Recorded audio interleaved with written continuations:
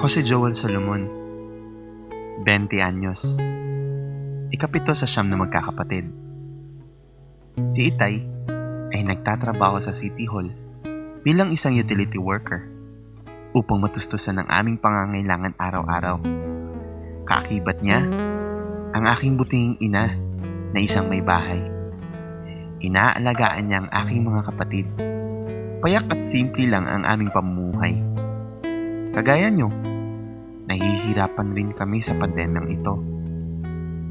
Grade 12 na ako sa Kabangkalan National High School.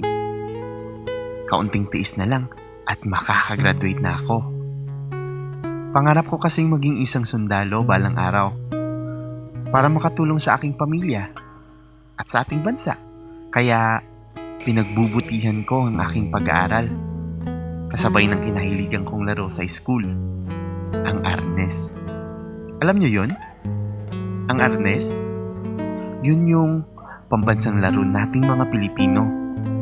Sa bahay naman, tinutulungan ko ang aking ina sa maliit naming karinderya at sa mga iba pang gawaing bahay. Sa pag-aalaga ng aming mga manok, inahing baboy at mga kambing. Ito lang kasi ang pinagkukunan namin ng kabuhayan. Ang hirap ng buhay. Kailangan talagang magbanat ng buto para umunlad. Kaya gagawin ko ang lahat upang matulungan ko ang aking mga magulang na maigapang ko ang aking pag-aaral. Mahirap mang pagsabayin ang trabaho sa bukirin at ang paglalaro ng arnis sa school. Kinakaya ko dahil ika nga nila, pagmahal mo ang ginagawa. Kahit anong pagod, sugod lang, laban lang. Minsan, mapaglaro talagang tadhana. Ewan ko ba? Sa araw ng virtual national competition namin, nanalo kami. Ay hindi. Nanalo sila. Oo, tama. Nanalo sila.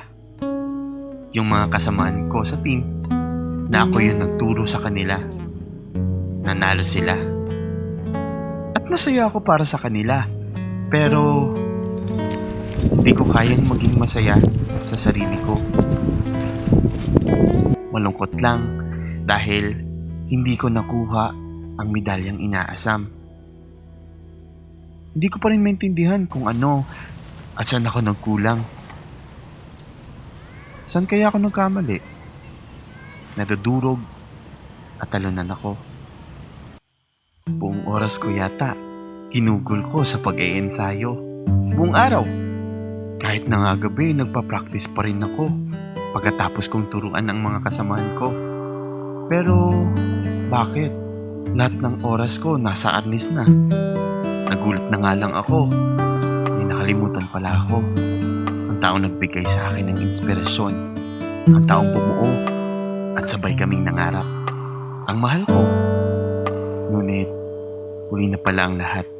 Sabi niya mahal niya ako at tanggap niya yung paglalaro ko ng arnes. Yun pala, darating ang araw na to na kailangan kong mamili kanino at kung ano ang hahawakan ko. Kamay ng babaeng mahal ko o ang stick ng arnes na pinakamamahal ko. Nadudurog at talunan na naman ako. At niyang bigo na naman akong uuwi sa bahay. Paano ko kaya haharapin ang aking pamilya? Akala ko tapos na ang araw ng pagkatalo. Hindi pa pala. Pagdating ko sa bahay, alanganin ako na harapin ang pamilya ko. Ngunit, nagulat na lang ako ng si Itay at si Inay naging biktima ng COVID. Nala sila sa healing facilities at ako, kasama ng mga kapatid ko, kailangang mag-quarantine. Sa aking silid na pag-isip-isip ko, mabuti naman akong tao Bakit nagkakaganito ang buhay ko? Bakit kailangan kong pagdaanan ang lahat ng ito? Mahal ba ako ng Diyos?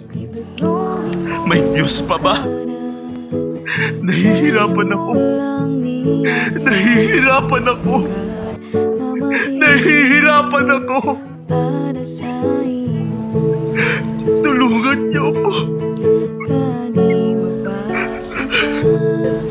Bumalik ka sa may kapal. Ngayon, At hindi na ilang buwan na lang at makakagraduate na ako sa senior high school. Salamat sa mga taong hinatak ako sa aking pagkakalugmok. Kakayanin ko ito ngayon. Kailangan magpatuloy ang buhay sa hamon ng panahon. Sana maging inspirasyon ang kwento ng buhay ko. Guy! Bu! Laban Arnis! lang. Hai! Cha! Kaya natin to. Ha! Cha! Cha! Kabataang Pilipino.